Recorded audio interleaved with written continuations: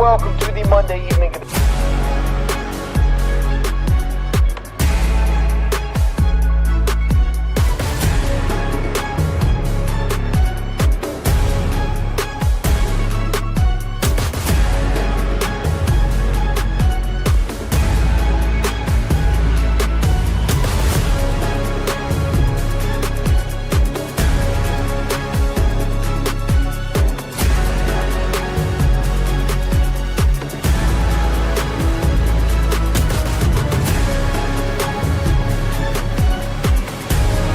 Love ball like I do. After Dark's a must listen. It's where I go to get my hoops fixed. This is Field of 68 After Dark.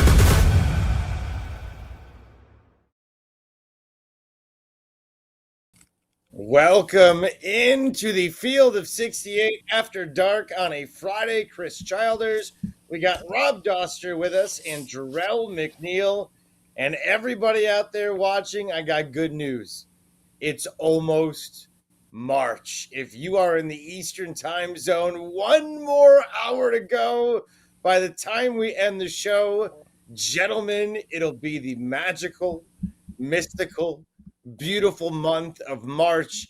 It's great to be here tonight. We had a good game in the Big Ten, couple games in the Big Ten, but one that was a headliner between UCLA and Purdue. Purdue stopping the bleeding finally, and we'll lead off with that in just a second. But Mr. Doster, I know as a man who has put together this incredible company, you gotta be thrilled.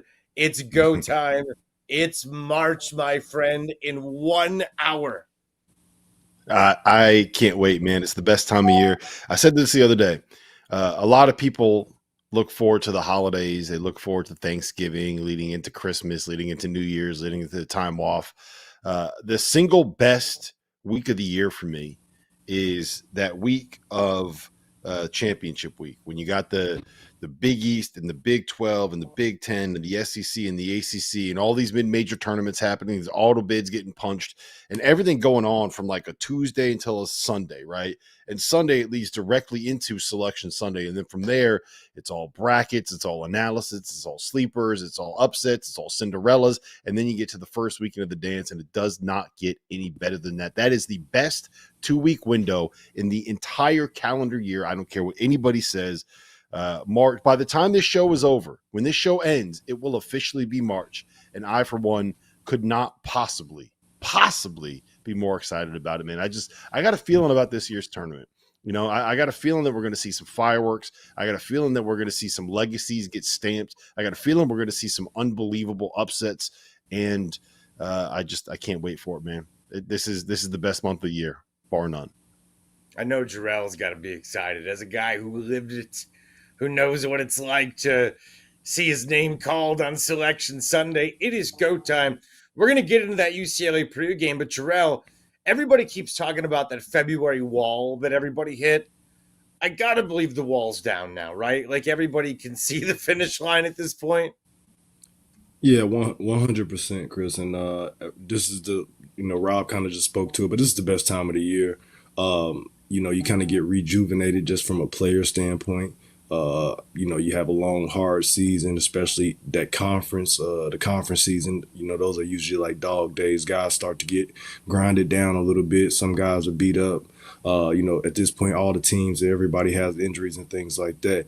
But you get opportunity just to take a step back and kind of look at your body of work and prepare yourself and get ready to try to put together a run. In March, and it starts with the conference tournaments. Obviously, like Rob said, just starting next week, man, it's gonna be amazing. It's obviously just one of my favorite times of year. We kind of got it underway a little bit because I had a high school game tonight, so we started playoffs this week as well, nice. Too, man. And it's been some good matchups, man. So I'm raring to go here. All right, I just want to clarify something. I want to clarify something, Childer. Okay? Go ahead. You said next week is when the madness starts, Jerel. I got to fact check you. My man. On Sunday, that is when the Atlantic Sun tournament starts. On Sunday, we have our first conference tournament games. Not next week. Sunday, we're 36 hours away from it, Jerel. 36 hours away from the madness starting, man. Where is the Atlantic Sun tournament this year? I You don't know? know. Who cares? Who cares? It could be on Yeah. Mars, man. It could be on Mars. It could be playing in Alaska. It doesn't matter to me. I cannot wait for it. I promise you, I will be watching those first round games. It's the madness, man. It's here. We're ready to go. And what's so interesting about this year, and Purdue UCLA is kind of an indicator of it. I almost think at this point we're numb to it.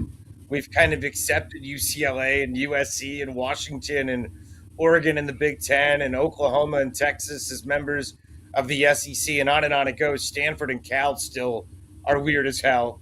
And the ACC, you can't convince me otherwise on that. But everything else is kind of fitting in together. It is kind of, I don't know, weird if that's the proper word, or different if nothing else. But you got to think of the history that's about to be made over the next couple of weeks. I mean, this is a brand new looking version of college basketball, Rob Doster, as we go into the tournament with these.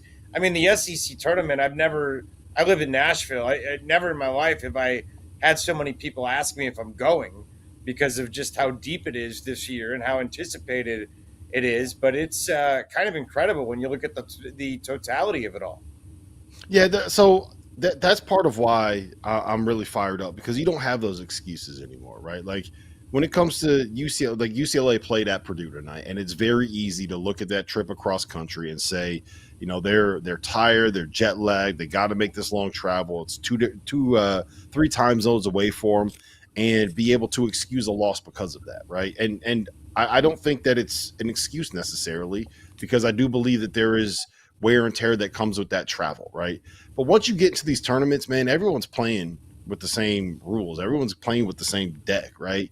And it's all about going out there and who's going to win in these 40 minutes. It's all about going out there and saying, okay, look, you know what? Our team came together. We gelled in this moment. We found a way to be able to connect. We got hot, and we reeled off 4 straight wins, and we found a way to be able to win the Big Ten tournament. Doesn't matter if you're coming from LA. Doesn't matter if you're coming from New Brunswick. Doesn't matter where you're coming from. You make it to Indianapolis and find a way to win. Same thing with the SEC, which is just like, it's insane, dude. It is insane what that conference tournament is going to be. You got bubble games every single game that is going to be played. There are NCAA tournament implications, right?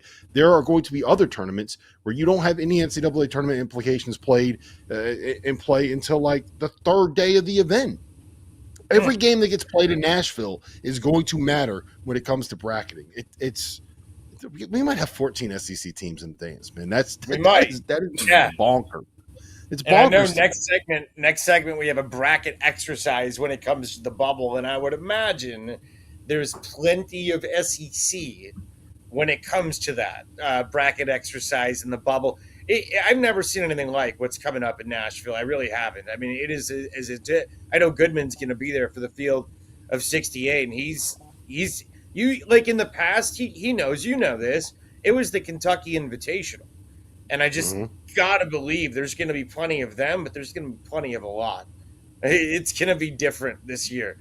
All right, let's talk about the game tonight in the Big Ten. UCLA and Purdue, 76-66. The Boilermakers stopped the bleeding. They had lost 4 games in a row. They needed this. They got it. UCLA, a good team, an NCAA tournament team.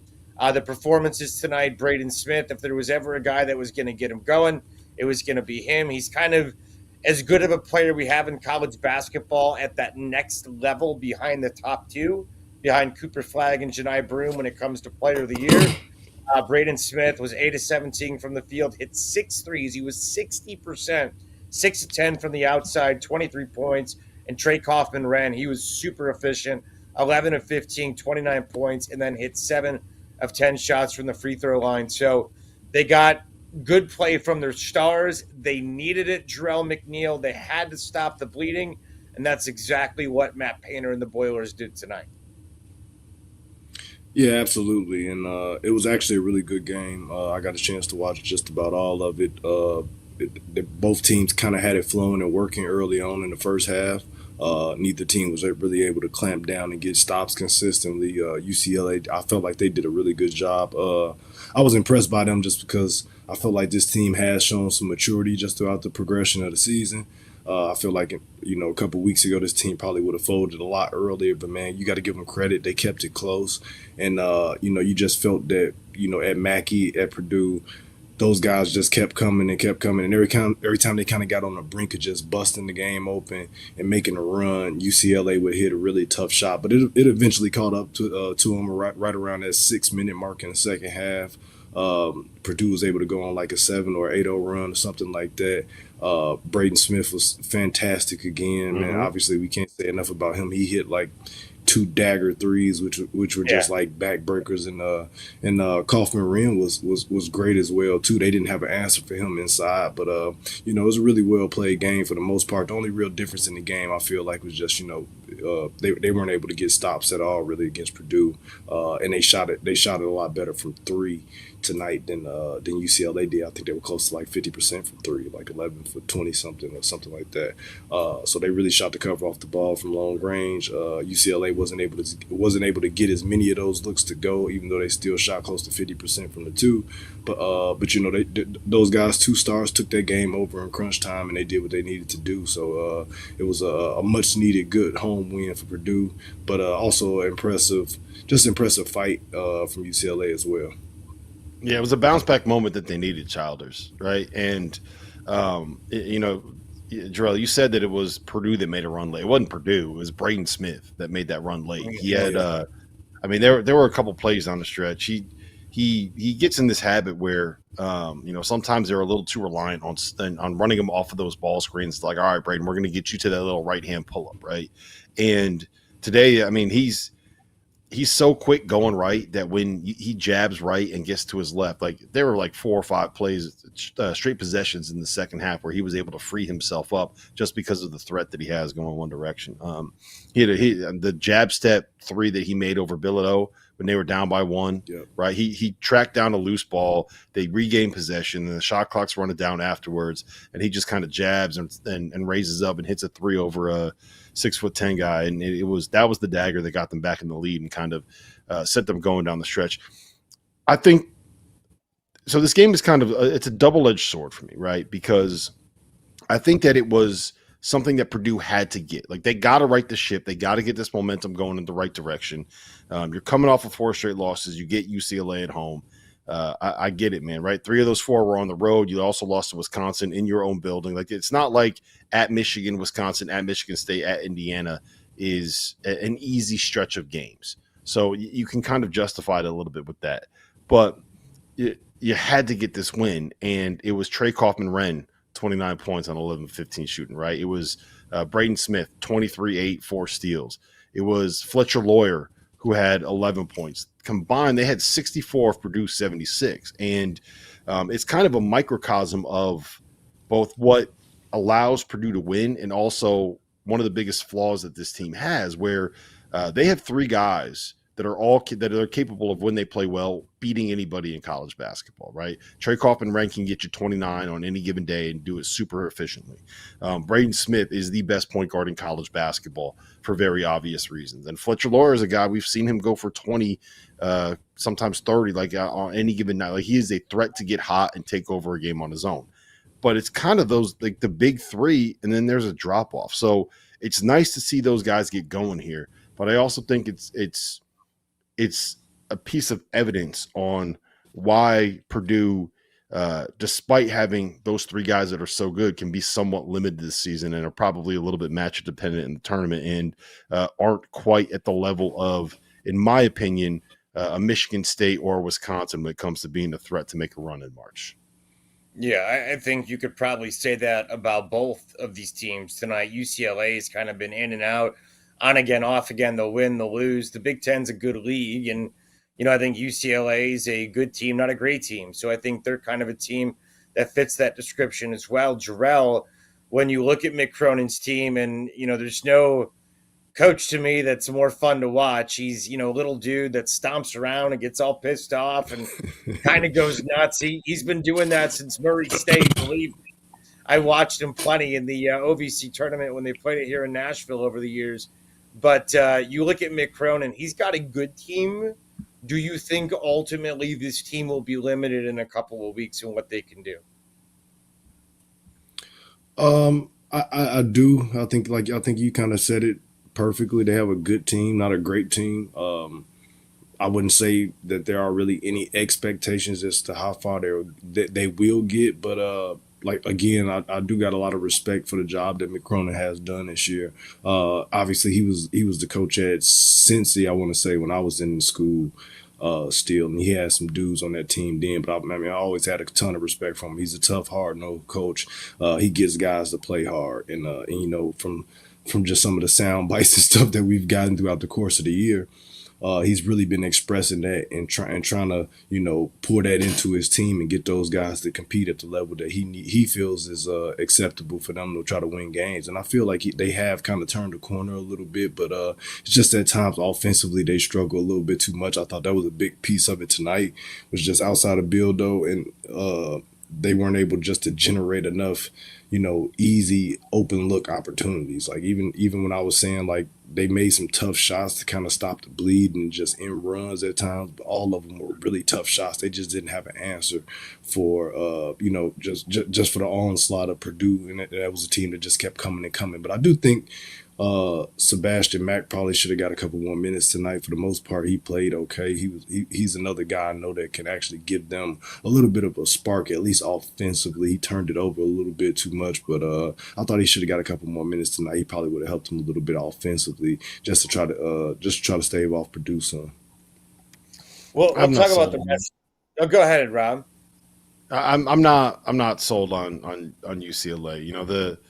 The thing that had me thinking that this team can make a little bit of noise is that they got a couple of good guards. You got a guy in Tyler Bilodeau that can go and get you 18, 20, 24 on a given night.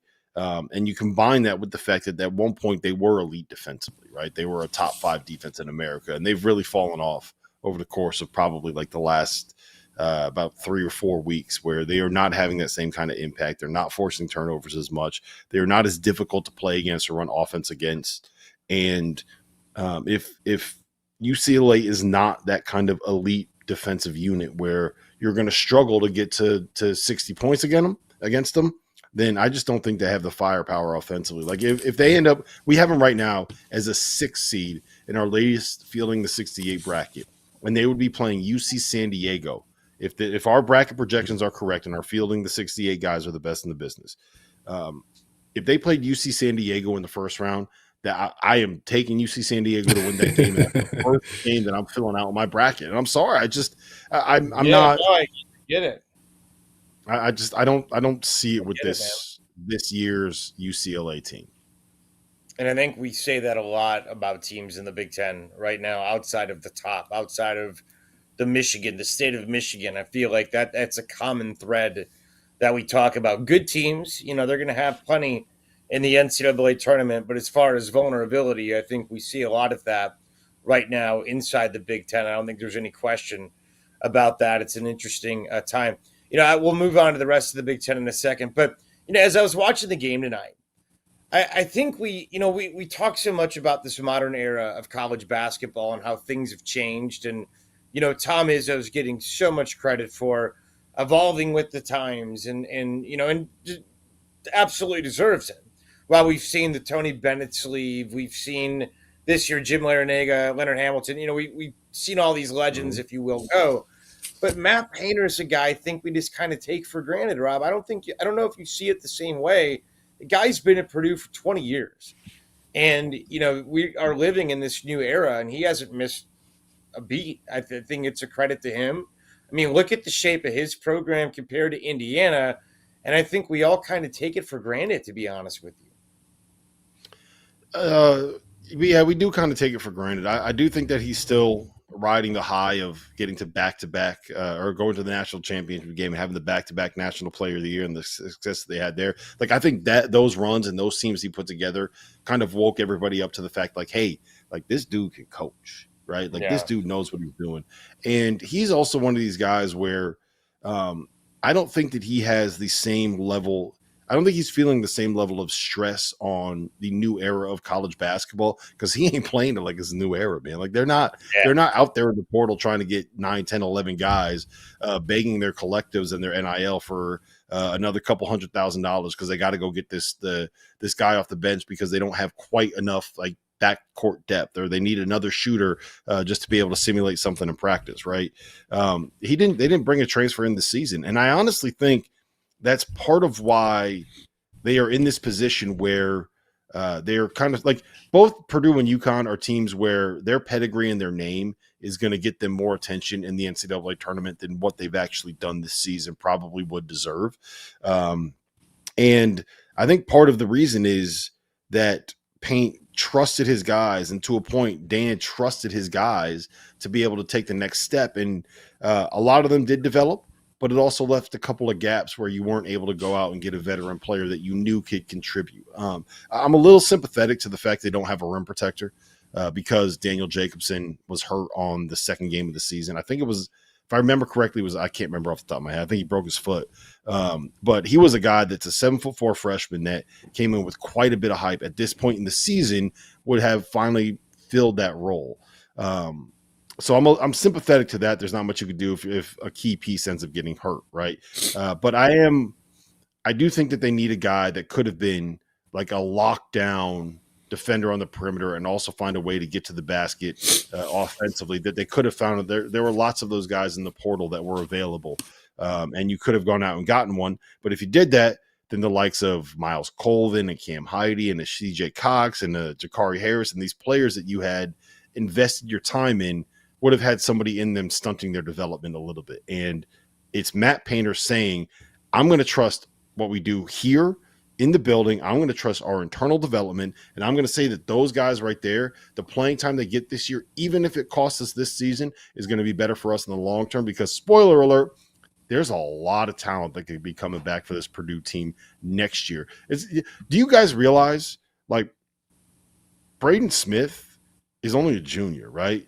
Fletcher Loyer is only a junior. It feels like these dudes, Trey Coffin-Run is only a junior. It feels like these dudes have already been in college for 38 years, and they can still come back they still got another year of eligibility. So you bring all three of those guys back, and you get sophomore year CJ Cox and Jakari Harris, and you get junior year Cam Heide and Miles Colvin, and you get Daniel Jacobson coming back from the injury, and you get whoever they got coming in on the next class. And I bet Paint goes out and gets at least one dude in the portal this year to try to fill it.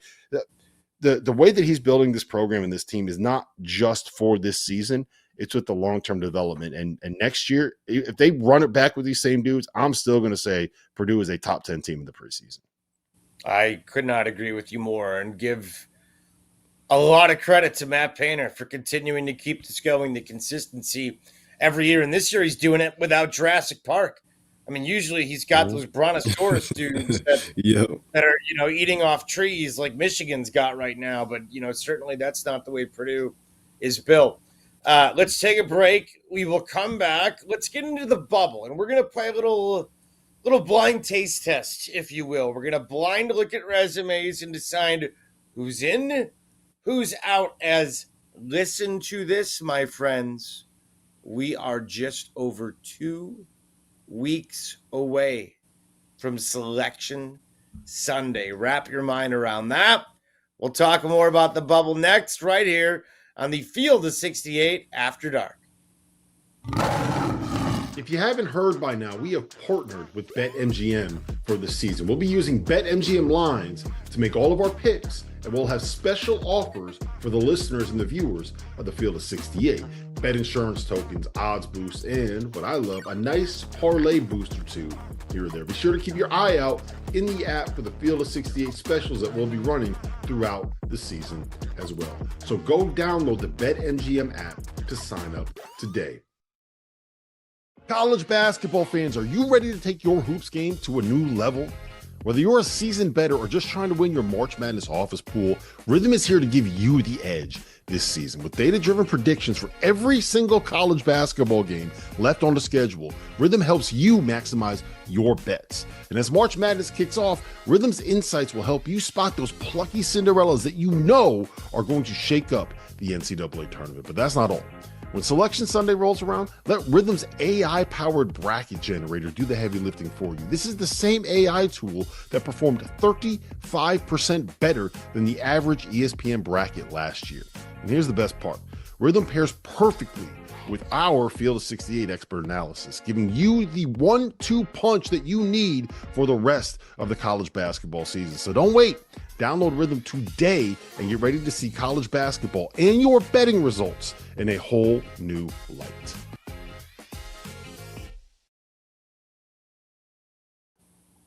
All right, we're back here. Field of 68 after dark on this Friday. We've got 2 more weekends of the regular season left to go, just over a week and change. And then it's time for the big league conference tournaments. And then it's Selection Sunday. Then we're finally going to know who's in the Field of 68, who are the 1 seeds, who got in on the good side of the bubble, the bad side of the bubble, all of that. So right now, let's look at the bubble. Let's talk tournament. Let's be mini bracketologists, even though I will admit I suck at this when it comes to looking at the brackets and looking at the numbers, but I'll give it my best college try anyways. But it's the blind resume draft, and we're going to look at 8 different resumes, and we're going to decide who's in, who's out. Each of us have to pick 4 apiece. So 4 that would be on the good side of the bubble, and obviously 4 that we leave outside. So let's go ahead and get things started. Let's look at some of these resumes, and I will go through it. So this is resume number 1. This team has a record of 17-11. They are 8-9 in conference play. Their net is 57.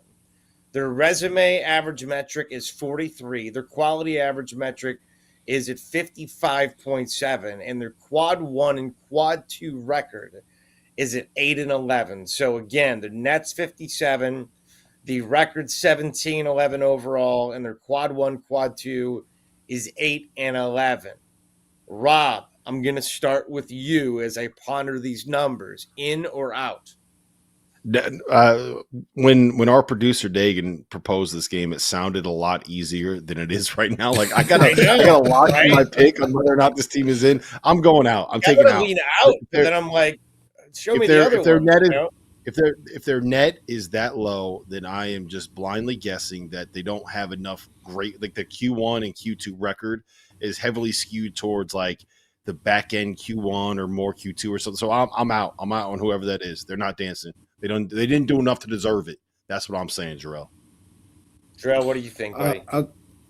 I got a weird feeling that these may get tougher as we go, and this may not be the worst looking one. So I'm gonna say. Oh, you think Dagan's messing with us, Jerel? You think Dagan decided that he's gonna have some fun to torture us a little bit? Yeah, he's loving this. Dagan likes to have fun. He likes to have fun that way. All right, so I need to see the resume. In. Go ahead. You think in? So I got 1. That's one. That's so one you're of my in. Ins. Rob's out. Can I see it one more time? Can you flash it up on the screen for me, Dagan? So a net of 57. Is that North Carolina? I'm going to go out. I think they're out. I think that team right now, based on that resume, is sitting out. All right, let's go to the next one. Let's go to our next. Oh, wait, who is it? Indiana. Oh, yeah. Oh, I'll put Indiana in. Good for Mike So Woodson, it's the man. Indiana Hoosiers at 17-11, a net of 57. Now that you've seen it, Jerel McNeal, yes or no? I'll trade. Bro, you can have my out. They are in. I think they're in. So you want to keep? I was going to say you could have my out, and I'll trade you. And you give me your. You're keeping it. All right, I messed that one up. Okay. All right, so Indiana, I had them out too, and I think based on what they've done over the last couple of weeks, they're probably on the good side if they can finish off in a good way with Ballo, Galloway, and company. So Mike Woodson's team is playing loose, playing better, and we'll see what happens come Selection Sunday. But right now, the blind resume, we went 2 outs and 1 in. All right, Dagan, let's go on to the next team. All right, here we go. So the record overall is 20-8. The conference record is 12-5. The net is 43. Resume average metric 52.7, quality average 43, and the quad 1 and quad 2 is 7-6. So not a ton of quad 1 and quad 2 resume opportunities. Overall 20 wins. Jerel, I'll start with you first on this one. With a net of 43, is this team in or out? I gotta go in. I gotta go in again. I'm burning through my ends too fast here. But I feel pretty confident about this one. I was nervous about the first one, but I'm gonna say in. I think having a winning record with the Q1 and Q2 wins, solid net. Whoever that is, they'll probably get in. At least as of right now. So Who would you guess, Rob, that is? Is that Boise? I have a thought. I have a thought on who it is because of what the record is and knowing the teams that are kind of in that bubble situation. And I will say this: I'm going in, and I think I'm going in because I think winning has to matter, right? I have a big problem with power conference teams that are going to have 13 or 14 losses dancing, right? I have a big problem with some of these programs that have not proven their ability to win, especially late in the season, right? There's teams that are going to dance where everybody on the roster has already said, I'm in the portal. I'm thinking about where my next stop is. That's why they're losing games late. That team is still fighting. That team is still playing for a championship. That team still is locked in on this season. So I'm going in. I think you have to reward teams that find a way to be able to keep it together and win game. Winning has to matter. Your metrics can be great, but if you finish 13th in the SEC, like, what are we rewarding there? Give me that team. They're in. 20 wins is still impressive. Yeah, it is impressive. I feel that team's going to get left out. I feel based on what I looked at, based on the committee and their precedent and the way they kind of screw the little guy, and they're going to reward the SEC. You mentioned it earlier. They can get as much as 14 and watch it happen because the SEC and the Big Ten have all that leverage in the football world, and I guarantee you it's going to factor into things. So the little guy is going to get screwed even harder than they've ever gotten screwed. I think that team's out. And I think that team's Boise State. Let's see who it is. Yep. Oh, bang. Yep. Yeah, we're both is. right. Boise State at 20-8, 43 in the net, and 7-6 against quad 1 and quad 2. Rob, was that your guess on who it was? That was my guess, and I believe that Boise State should be in, and I will keep banging that drum. I will keep fighting that fight. Forbid NBC. Forbid Mountain West. Right, where do our bracketologists have them? Last four in. Okay, cool. All right, let's go to our next blind resume here for our draft. All right, so this team is 16-13. Sounds SEC-ish. They are 8-10 overall. Their net is 34, so not bad.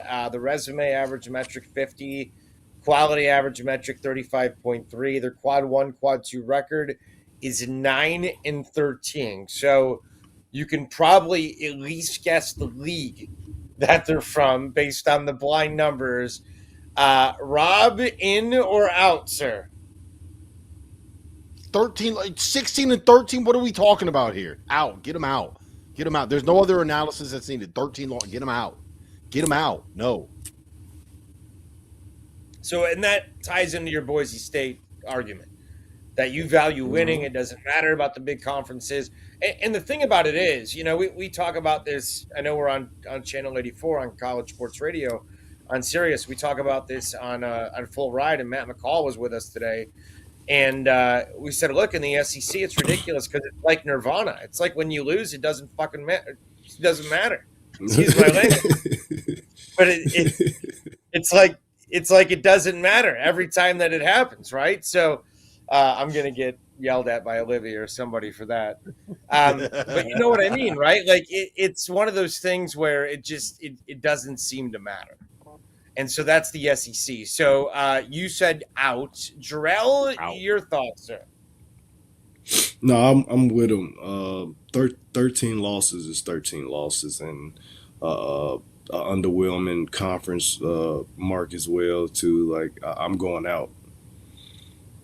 All right. So I agree with you guys, although I have a feeling that team come SEC tournament is going to have themselves a chance to play themselves in.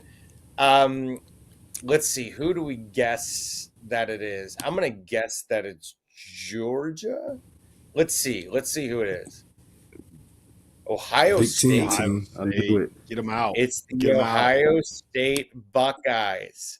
Get 'em Where out. do We we had the have wrong them? league, but same sentiment. Get them out. Okay, projected seed first. I see it in the bottom right, Dagan. Sorry. Yeah. So first four out, we have them right now. Projected seed. They're 16-13, a net of 34. Interesting, right? Quite interesting to see Ohio State. You guys are both negative on Jake. Poor Jake Diebler. Just wants Get a 'em out. chance. I got the red shirt on too. Get them out. Get them out. Sorry. You have a Texas Tech hat on too. All right, let's go to the next resume. All right, here's the next resume. Record of 18-10, not bad. 10-7 overall, net of 52, a resume average metric of 56.7, quality average of 48.3, and a quad 1, quad 2 record of 6-10. Jerel McNeal, in or out? I'm going out again. I'm going out. 10 losses.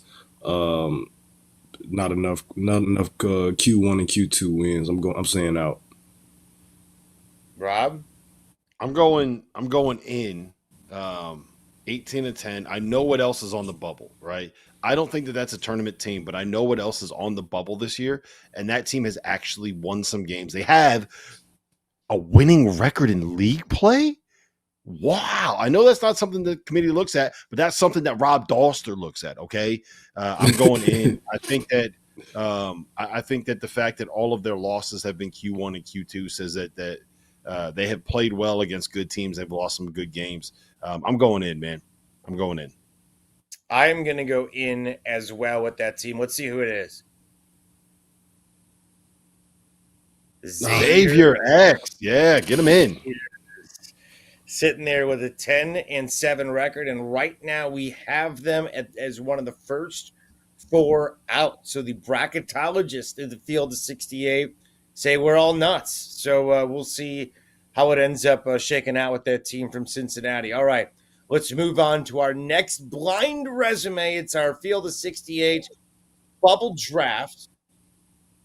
All right, we ready for the next one? We got our next one. All right, 16. Oh, Rob's going to not like this. 16-12, resume 8-9 overall, a net though of 31, quality average metric of 27, a resume average of 44.3, and a Q1, Q2 record of 8-11. I'm assuming this one's definitely from the SEC. Rob, in or out? I'm guessing you want him out. I do, but I'm sitting here thinking now, I think I might have backed myself into a corner, right? I don't know. So I just so everybody knows, like, this is coming from our last four in and first four out in the fielding 68 bracket. I've not looked at that bracket, so I don't know what's there. But I do know that SMU is a team that a lot of people have on the bubble. And I know SMU has a nice record that looks better than what that record looks like. And I think I've backed myself into having to put SMU into the tournament. I don't think SMU is a tournament team. So I'm sorry, whoever that is. I got to stick to my guns, right? I got to be stubborn on this one. I'm from Connecticut. I live in New Jersey. I got to be stubborn. I'm not going to back off a point. You're out. 12 losses, 16-12. You're out. Get out of my tournament. Getting thrown out of the bubble, the good side. Jerel, how about you? I'm gonna say Ian. Pretty good net. Enough Q1 and Q2 wins. I'm gonna say Ian. Something tells me this is a team that I feel like is gonna be in. I think you nailed it based on the net. It's got to be an SEC team. Diggin, who is it? Oh, it's Baylor. Oh, Scott. I'm sorry, Scott. They're in, Scott, though. I'm sorry, man. Get him out of my last tournament. four in. Last four. Well, eventually, these SEC teams are going to pop up. They have to. But 6-12 overall and a net of 31. That's not a bad net. And right now, our group has them as one of the last four teams in on the good side of the bubble. So we'll see if that holds for the Baylor Bears. Let's go on. Or go ahead. I have a quick question. Do either of Yeah. you guys remember how many you've put in and how many you I sent have no around? idea. I have no idea. What is it, All right, David? 3 in. Okay. Okay. All right. You got 3 So I got spots started. left for 2 teams. Gotta start putting people in yet. You got to put somebody in. All right, here we go. Dagan, go ahead. Let's get another one. All right, here we go. I'm going to put this team in, even though they have an awful conference record. This one's got to be for the SEC. Record of 17-11, 5-10 overall, a net of 37, resume average metric of 41.7, quality average metric of 38.3, and a Q1, Q2 record of 6-11. It looks icky. Rob might throw up, but I have to. I got to say in. Jerel, how about you? If this is who I think it is, I'm going to it's 1 or 2 teams. I'm almost positive. It's either Georgia or Oklahoma. It's Georgia or Oklahoma. I'm going out. I'm going out. Get them out. Georgia beat Get them Florida. out. It's Georgia or Oklahoma. Like Georgia beat you- Florida. hey, look, we did. got to stand on business on this one. We got to stand on business on this one, Jerel. Like you got to get them out, man. Yeah, I'm with you. Yeah, they You're out. 5 All right, and 10. let's see. You're 5 and 10 in the SEC. Sorry. Yeah, Sorry, 10 Oklahoma. losses. Georgia, Yeah, there it they is. got to be. Damn. Who 6 that states, coming right? down the Georgia. track?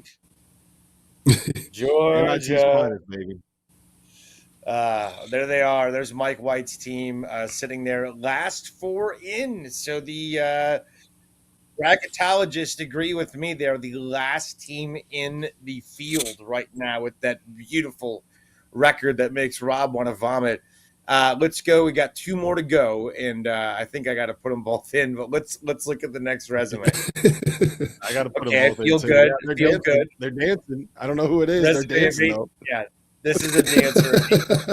18-11, 11-6 overall in the conference, net of 45, resume average of 46, quality average of 41, Q1, Q2 record of 7-10. Is this SMU? Rob Doster, in or out? It's not SMU. SMU, I think, has 21 wins, maybe 20 or 21 Right. wins. I got to put them in. I don't have a choice. I backed myself into a corner here. I got 2 more I got to put in. So you're dancing, whoever you are. I got to, I don't know. Who could that be? Who could that be? Yeah, I got him in. I got to put him in, Jerel. I don't have a choice. Yeah, I mean, it's only 2 left, so I'm gonna say in too. I'm gonna say in. I'm trying to think of who it could be. Maybe, I don't know. But I in. 18 wins, they're in. Go ahead, show us. Carolina's dancing. Let's I go. Let's go. The happiest guy on the field of 68 right now is Tyler Hansbrough and John Henson. We got the heels I'll in, baby. portray The that. heels are dancing. All We right. got Yeah, it I'm in. gonna trade that. 18 Golly, and 11. guys, we are bad at this. It is a good thing we are not Yeah, we're pretty bracketology. bad. Oh, we are we- not good. Hey, I warned you that I was terrible. But Carolina, first 4 out, according to our bracketologist. Let's get to the last team in our field of 68 bracket draft. What's that, Dagan?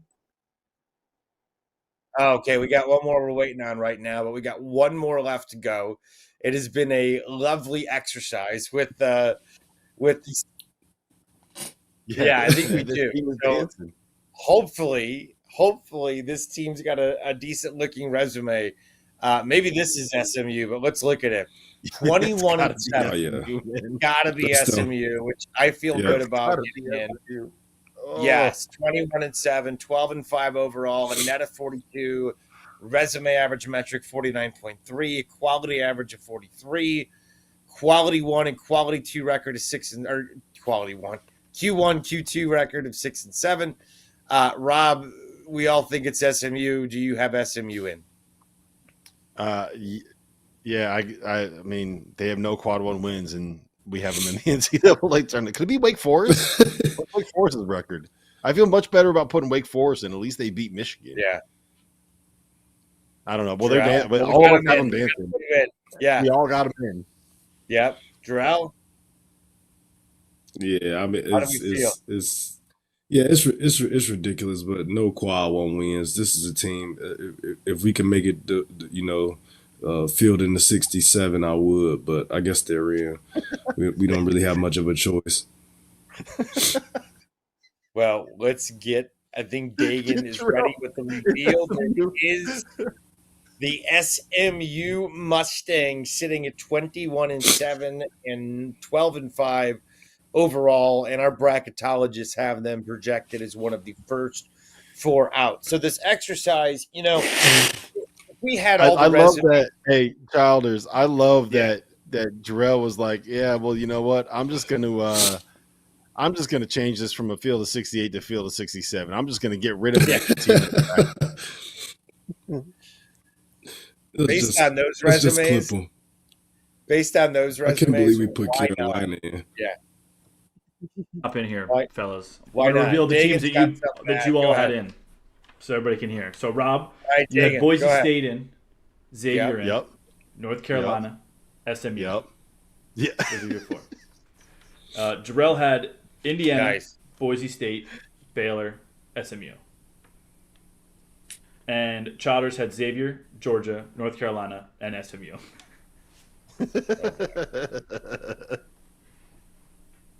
I think I went 4 for 4 on teams that we are fielding the 68 guys had the first 4 out. I had it completely backwards. I'm reminding myself of some other bracketologists that are out there that are renamed nameless. Not ours. Not ours, of course. All right, let's take a break. We'll come back. Let's preview the weekend. We got a doozy, our second to last one before we get down to the end of the regular season, before the postseason starts. And the conference tournaments, the big ones, get underway a week from, I guess, Wednesday, Tuesday? So we'll do that next right here on the Field of 68 After Dark.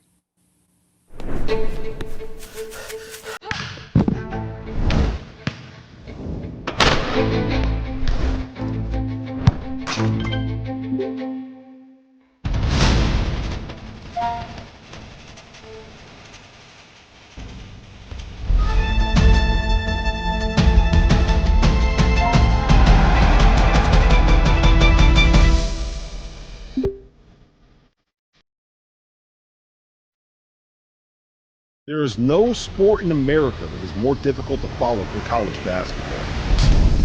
It can be overwhelming. That's where the Field of 68 Daily comes into play. The Daily is your go-to source for injury updates, recruiting news, and transfer portal additions that actually matter. For just $50 a year, get access to the same information that your favorite team's coaching staff is subscribed for. Quality content can be hard to find in the college basketball space. The Daily is here to help you with that.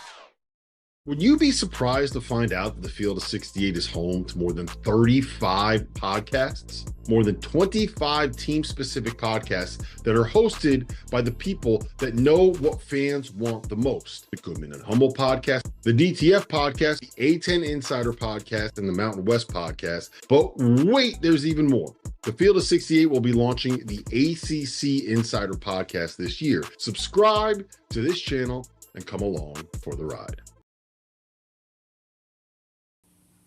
All right, we're back here on Friday's Field of 68 After Dark. Chris Childers with the fabulous Jerel McNeal of Marquette fame. You were a Golden Eagle, right? You weren't a Warrior. That changed Yes, years. sir. Yeah. I'm not that old, Chris. Not that old. I was a Golden Eagle. I will tell you though, I did go to my fair share of Marquette Warrior games back in the day at the Mecca in Milwaukee. Awesome. Awesome. Remember that place? But Jerel McNeal Yes, with us today, Rob Doster. Let's take a look at some of the big games coming up this weekend in the SEC. Every weekend seemingly is big. This weekend, no exception. You got to think Rupp going to be on fire. Tickets I was looking at earlier today, they're crazy. I mean, SEC tickets right now, they're hot. But the Wildcats are 4.5-point underdogs tomorrow at home against the number one team in America, the Auburn Tigers. Rob, when you look at the matchup, certainly, all these games are fun. It matters for seeding. Auburn trying to hang on to the overall number one seed. How do you look at that matchup for them on the road tomorrow? And Rupp's going to be crazy. Oh, Rupp is going to be absolutely rocking. I was down there for the Tennessee game earlier this year when Tennessee went to Rupp, and I forgot how loud that building can get when that fan base is locked in and engaged and having fun. I think look, this is a matchup where I think Kentucky actually has some pieces that could make this a little bit closer than maybe some people will expect. Amari Williams is a big body. They have some guys on the perimeter. Lamont Butler is going to play. He wasn't on the SEC injury report. Jackson Robinson is not going to play. And I don't think that I'd be worried about Auburn's defense too much against Kentucky. I think Kentucky can score against anybody. It's more, will they have the pieces to be able to slow down what Auburn does on the offensive end? And I think that they have about as favorable of a matchup as you can get against the best offense in college basketball. I think Auburn will win, but I think this is going to be a close game. I think it's going to be a good game, and I think it's going to come down to the final minutes.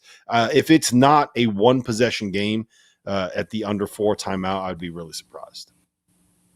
Do you think at this point, Jerel, Auburn is just on a mission right now for complete excellence and dominance heading into the SEC tournament? Or do you think for Kentucky, this will be a message sent tomorrow at home in front of their home crowd? Yeah, and I think I definitely think it'll be a good game. It'll be a good competitive game. Rep will be on fire for sure, so they'll have the home fans and that kind of energy behind them. I do think that it's going to end up being a little bit higher scoring than maybe anticipated. Kentucky can obviously score with the best on with some of the brilliant ideas and sets and stuff that Mark Pope likes to use. Butler is kind of the engine that makes everything go. And gets all of those other guys easy scoring opportunities. So I think they'll be able to score it against Auburn, and Rob kind of hinted to it. I think they got enough size to make it a little bit more difficult for some of the stuff that they like to do with Auburn, with some of the flex actions with Broom and things like that. Mm-hmm. So I think it'll be a fun game. I anticipate it'll be a couple possession games, but I think Kentucky has a shot. Obviously, Jackson Robinson being out is going to be a little bit a big blow for them. But those guys have been decimated by injury, so they're trying to do what they can to get healthy now going down the stretch. But they need a good they need a good momentum win going into the SEC tournament. And I think this is just a great opportunity to kind of get that confidence and that belief in this team back, where it's like not only are we good, but when we're at full strength and playing the right way, that we can compete with anybody in the country. So I think the really big thing is that Kentucky's weakness defensively is like they're not a team that's going to force a lot of turnovers, right? They're going to run you off the 3-point line. They're going to try to make it as difficult as possible to score in and around the paint as they can. They are not great at that, but that's what they are going to try to do. And Auburn is a team where if you have guys that can make Chad Baker-Mazara and Tahad Pettiford take difficult shots, which is what Lamont Butler and Otega Oweh, at least in theory, should be able to do, and you have a good enough scheme to be able to take away some of the stuff that they run, which is going to be easier said than done, but I don't think it's impossible, and you can funnel everything to Janai Broome. I said this the other day, as weird as it sounds for a guy that might be the National Player of the Year, if you can make Janai Broome have to beat you in the post, then you are going to win a lot of games, because he is not a very efficient post. Like, he does a lot of things at a very, very high level. Posting up 10 feet away from the basket and getting to a good shot or drawing a foul is not one of those things that he does at a very high level. So I think that they have the pieces to be able to limit what Pettiford and Baker-Mazara are going to get kind of in one-on-one sets. I think that in theory they should be able to make it difficult for Denver Jones and Miles Kelly. And I think that they have on paper guys that can kind of funnel it into Janai Broome and try to make him beat you in the post. But again, look, it's Auburn. They have the best offense in college basketball. They are the best team in college basketball this side of Duke, depending on where you fall on that argument. And it is like it's not going to be easy to beat them. I think that Kentucky has the pieces to be able to make it close, but we'll see, man. Auburn is Auburn for a reason. They are Auburn for a reason, and it could be a really good showcase opportunity against Kentucky tomorrow for Janai Broome and his Player of the Year status as he tries to beat out Cooper Flagg for that award. And Cooper doesn't exactly have the big showcase games left on the schedule. Tennessee and Alabama tomorrow, two teams that play completely different styles of basketball. Jerel, McNeal, it's at Thompson Bowling. Do you like the Vols at home or not? What are the keys? Yeah, I do. I think Tennessee will kind of make it into a bloodbath. They'll dictate pace and just the physicality of the game, and they'll get Alabama into a situation where they're not able to get out constantly in transition and get easy buckets. They'll make all this stuff. Ziegler is one of the best on guard ball defenders in the country. He'll make things hard on Sears, and they'll go get extra second chance opportunities off of the glass as well too. So I definitely think it'll be a good game. It's always a matchup of style and pace with these two type of teams, but I think Tennessee will get the edge at home. All right, I do want to tell everybody we have afters coming up after the show, so make sure you get your questions in right now on YouTube. Before we do that, though, Rob is going to give us his take on some games, including this one. Rob, what do you think, Tennessee and Alabama tomorrow? I actually like Alabama in this one. I think that after losing those 2 games in a row, Nate Oates made it very clear that if you're not going to follow the scouting report and you're not going to do the little things that they require, you're going to be sitting on the bench. And I think the message got through. We saw it in the last 2 games. I think Alabama goes into Thompson Bowling against this one against Tennessee. I want to go Big 12 here before we do any more in the SEC, as Arizona, Iowa State tomorrow in the Big 12. Iowa State's had a little bleeding here. Otzelberger's got to patch things up. Does it happen tomorrow, Rob? Oh man, I mean, do we know? Is there word yet on Gilbert and Curtis Nope. Jones? I'm assuming he's playing. Lipsy probably won't be 100%, but I think that this is going to be a tough one, man. I don't know if Iowa State I think at this point the goal for Iowa State is make sure that you are healthy heading into the Big 12 tournament and NCAA tournament, because you're not winning the Big 12 regular season championship. You're probably going to be a 2 or 3 seed regardless of what happens. Make sure that you're healthy for the games that really matter. Jerel McNeal, give me a quick take before our toast. Yep, I think the same. Obviously, those guys that have been out the last couple games are going to be a huge factor in that. But Rob hit it on the head. This is a team that I went all in on Iowa a couple weeks back, and I'm staying on the ship, man. And I'm not jumping off. I'm not jumping off. So they just need to get healthy. They need to get right. And it may be tough tomorrow depending on who plays and who doesn't. But if they're once they get back to full strength, they'll be a team to be reckoned with. But Arizona's playing good basketball right now too. So those guys are full strength. I'm definitely going Iowa State. All right, let's finish up with some quick toast. I just got to say, it's March in 3 minutes. Toast to that, baby. It's March. Rob, toast us. I am going to toast to Arkansas State, James Madison, South Alabama, and Troy for the 4-way tie for the Fun Belt regular season championship, baby. You don't always see a 4-way tie for a regular season championship in a tournament that's going to span 7 days. I'm all for it, man. The Sun Belt is out of control, completely bonkers, and completely insane. Cheers to all 4 of those teams. Fun Belt, and they're doing it in a big way with the extravaganza, and the bracket is something to see. Jerel, take us home. Give me a toast.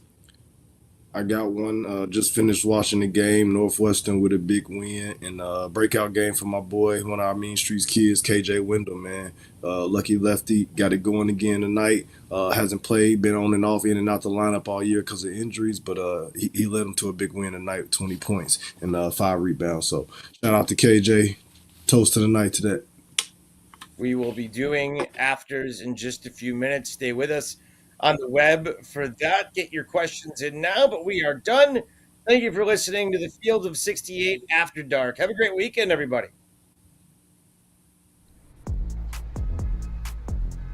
We're live. It's the afters. Hit the chat. I'm not getting close to any bear. My career high on the court is 28.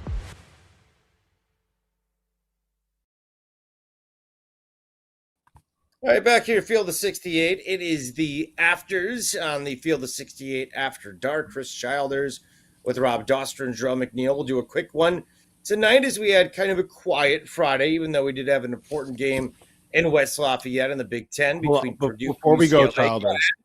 Go ahead. Before we go, Childers.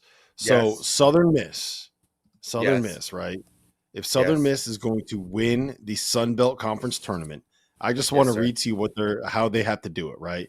Go ahead. On March 4th, they host Coastal Carolina. On March 5th, they have to play at Louisiana Lafayette. On March 6th, they have to play at Georgia State. On March 7th, they have to play at Marshall. On March 8th, they would have to play at Arkansas State. On March 9th, they would have to play at South Alabama. And on March 10th, they would have to play on the road against whoever would be in the championship on the other side of the bracket. You have to play 7 games in 7 days in 7 different locations. 6 of them would be on the road to be able to win the Sun Belt Championship. This is my favorite thing in the world. I think every conference tournament should do this because the idea of Southern Miss going on this barnstorming tour across the entire Southeast, having to bus or fly or whatever it is to all these places, they got to play one game. So if this happens, March 6th, they have to play at Georgia State, right? And if you win, you got to fly up. It's not a short flight to West Virginia from Georgia. That's not an easy trip. And then you got to turn around and go all the way out to Arkansas. Yeah. It's going to be unbelievable. And then for the championship, if it's James Madison in the championship, you got to go from South Alabama to James Madison in Virginia. What are we doing here? This is completely insane, completely bonkers, and everything I love about college basketball. What are we doing? This is awesome. Sunbelt fever, baby. Get it all over you. All right, let's get to some questions with Dagan, the esteemed producer of the program. He's got some on YouTube. Go ahead there, Dagan. What you got? Well, we're still waiting for some questions to come in the chat. But Rob stole my question. I was going to ask you guys about what you thought of the format of the Sun Belt Conference tournament, but Rob stole that. And I was trying to get you guys an image up here, but I didn't get it in time. So let's see in the chat here. Ron wants to know who's going to win the national title. I think we've answered that enough times on the chat or on the show. But if you guys would like to go ahead and give me that one while we wait, go ahead. DePaul. Right? I mean, Auburn's the easy one, but I just think Duke is the team, in my opinion. Like, they kind of remind me of UConn the last couple of years. They kick your ass. It's not like they just beat you; they kick your ass. So I know they're young, but we've established this. Cooper Flagg, nothing about him is 18. Nothing about him is young. So it seems obvious, but sometimes it's obvious. So I think the tournament's going to be great, but I think Duke's your champion. I want to see a Duke Auburn national championship game. That's what I want. Give me Duke Auburn, the clash of the Titans in the national title game. I think that they are the two best teams in America. I think they're the two most interesting storylines in America for those top teams. Cooper Flagg against Janine Broome for National Player of the Year stuff. Like that's what I'm in for. That's what I want to see. Give me Duke and Auburn in the title game. And at this point, I think I'm probably leaning a little bit towards Duke, although a lot of that is recency bias because I was literally just in the building when I saw him beat Jerel's Illinois Fighting Illini by 693,000 points. Oh, that's Trevor's team. Or Trevor. Where are you from? Jerel, where are you from? Where are you from? Where are you living right now? I'm disowning Chicago. it. I'm in Chicago still, yeah. Okay, what state is Chicago in? I get where this is going, Rob. I get where this is going. That's why I said I'm jumping off of the bandwagon. I'm leaving it all to Trevor, and I'm just gonna root for the Golden Eagles. But for the national title, I'll throw a small monkey wrench in there. It's not a big one because I don't think anybody would be shocked necessarily if this happens. I'm going with Houston. Calvin Sampson breakthrough. They get it done this year. They'll build a statue of that man on campus. It'll be a good one, and it'll be worth like 2 or 3 national championships just because of what Houston was when he kind of took over the program and changed everything. So shouldn't they? No one realized how good Houston is. No one realizes right now how good this Houston team is. Like I feel like that's really flying. It always flies under the radar because they score outside of Cryer when it matters is the question, right? That's the question. Milos Uzan has been unbelievable. I was about to say that. Yeah, he can play, man. He can play. The last 6 weeks, he's turned into, I would say, a top 10, maybe higher point guard in America in the last 6 weeks. I think he's been that good. He is that much of a difference maker. And when you have 2 guys that can do that, plus Emmanuel Sharp, and then the culture of Houston, like they would have been, if Jamal Shed doesn't get hurt, they would have been in 2 of the last 4 national championships and 3 of the last 4 Elite Eights. I think they're making it to the Final Four this year, and I think that I think we're gonna. For me, it's going to be very hard to not have Houston, Auburn, and Duke in the Final Four because I just don't know how many teams can beat them. I can't wait for the final book to be written on Calvin Sampson. You talk about a career. You know, we talk about Indiana right now. Remember the stuff that was written about him post Indiana? I mean, he was dead. He was done. I mean, he's going to be an NBA assistant. That's what he was going to be. For what he's done at Houston, and he's made it an elite. They're elite. I mean, what do you say? I mean, they're an elite program. It's awesome, and it's cool. And give Calvin Sampson a ton of credit. And you know what? The guy got painted like a total, chotch back in the day. It was freaking phone calls and text. I mean, think about that now. 2025. How dumb the Calvin Sampson stuff was, honestly. So, not exactly compared to some of the stuff we hear. Oh my god! Compared to some of the stuff we hear, right? 100%. All right, Dagan's got some more questions before we go home tonight. Dagan, what you got? I got another one for you guys. I'm going to change Jordan's question in the chat here just a little bit. He wants to know a team that's currently not projected to make the field now that can make a late season push and potentially steal a bid. So I'm going to take it with a little bit of the steal a bid thing here. Somebody that's not on our bubble or in the tournament right now in a Power 5 league that can steal a bid. A Power 5 league. Rob, what do you think? Hold on. I think. Okay. Dagan, real quick before you hang back up, is Wake Forest currently on our bubble? They're our next 4 out, so yes, I would say they are. So they count on the bubble. All right. The ACC feels like the easiest place to go because it's going to be the most wide open tournament, but you got to beat Duke when you're in there, right? I got one for you. Villanova. Okay. I was just Villanova. Say that Villanova, Kyle Neptune. Yeah. Villanova's got 2. They're going to have I think Eric Dixon has probably been the best player in the Big East this year, and Wooga Poplar is a guy that is as dangerous as anybody in the Big East right now. And I don't think they just beat St. John's like 2 weeks ago. Creighton is not this insurmountable force. Marquette has been struggling of late. UConn has been struggling of late. I think Villanova, if there's anybody that can do it, it's probably Villanova because the top of that tournament is open. And they have, if they play St. John's, they'll have 2 of the 3 best players on the floor. Yeah, I don't think there's any question. Nova could have. Let me say could have. Let me temper that. Could have. And what a big deal it would be for Kyle Neptune to make that run. That was going to be mine. So you stole it right out of my mouth, and I agree. Jerel, what do you think?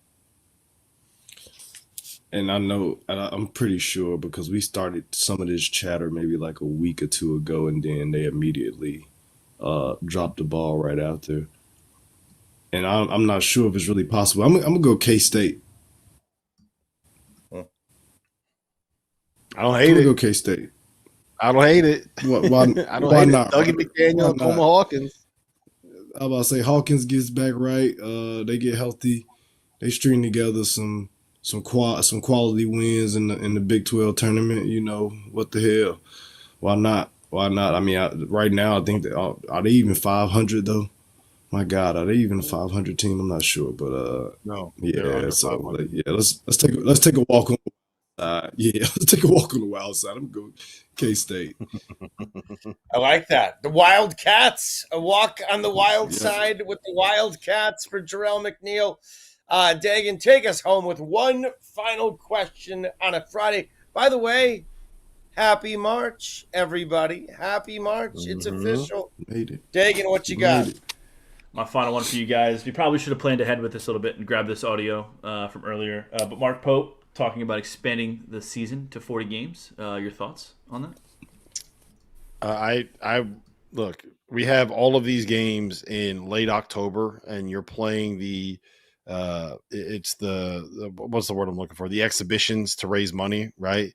Like, let's just make these exhibitions be real games. You could still raise the money, but let's make them be real games that count. I know that coaches are terrified, utterly terrified of adding more competitive games to their schedule. But guys, suck it up. All of you are making the tournament anyways, right? Everybody that's like a coach at like a top 25 program, top 30 program that we want to see play another top 25 or top 30 program, you guys are going to dance. Suck it up. Play these big games, give us something to watch in October. We could start the season in like October 15th. We could spread it out a little bit more. You could get some more of these big non-conference games. I think the biggest thing beyond just having more games on the schedule, it allows you to do more fun, creative stuff in non-conference play, because a lot of these guys get limited when it comes to, you got 20 games played in the regular season. You got to get X number of bye games to be able to fill some quotas and sell season tickets. You got to play in your conference, whatever. You got to play in this MTE that you got to be in, or this or the NIL games that you're going to be playing in, like the players era, whatever it is. So I think adding a couple more games at the start of the season would give guys more flexibility and allow us to have more fun, big, marquee non-conference matchups early on in the season, because they're already playing them. They're already, like, Purdue played Arkansas this year, right? Tennessee played Kansas played Illinois last year. Like, you're already playing these marquee games. Let's just make them count. Why not? Jerel, take us home with some final thoughts on the subject, sir. Yeah, and I don't hate the idea at all. And specifically when he said it, where my mind went was more so just the new climate of college basketball, with so much player movement and guys that you getting guys out of the portal, sticking pieces in. I think it will widen the margin for error. And we see it every year with some of these teams. It's just like, damn, they should be good. Just let's imagine if a team like Indiana had 10 more games to play. Like, who the hell knows what that team will look like? Who knows? Like, what I mean? Some teams, it just takes a little bit longer to figure out how they need to play, style of play, and those guys kind of developing that chemistry. It's not easy to do it when you just kind of capped almost at a 30-game season. But at the same time, if we could guarantee, like Rob said, that we were going to get some more of these marquee matchups, which I think is just great for the game overall, then I would definitely be all in. But I also feel like it may be it might just be bait, and we'll still have a ton of coaches out here just trying to, hey, if I get 30 wins, I know I'm going to schedule a whole bunch of wins, 15 wins in a non-conference, and I get to 30 somehow. They got to let us in the tournament. So I think it would make those guys' job absolutely brutal, just expanding the game. But I don't hate the idea at all. More basketball is never a bad thing. No, it is not from that perspective. And I'm with both you guys. We might as well make those games that we're charging money for in the preseason to the boosters and all that to raise money. Might as well make them real games and still raise money. All right, that is it on this Friday. A beautiful afters. Enjoy the weekend of basketball. Chris Childers, Rob Doster, Jerel McNeal, and we thank you for watching and listening to the Field of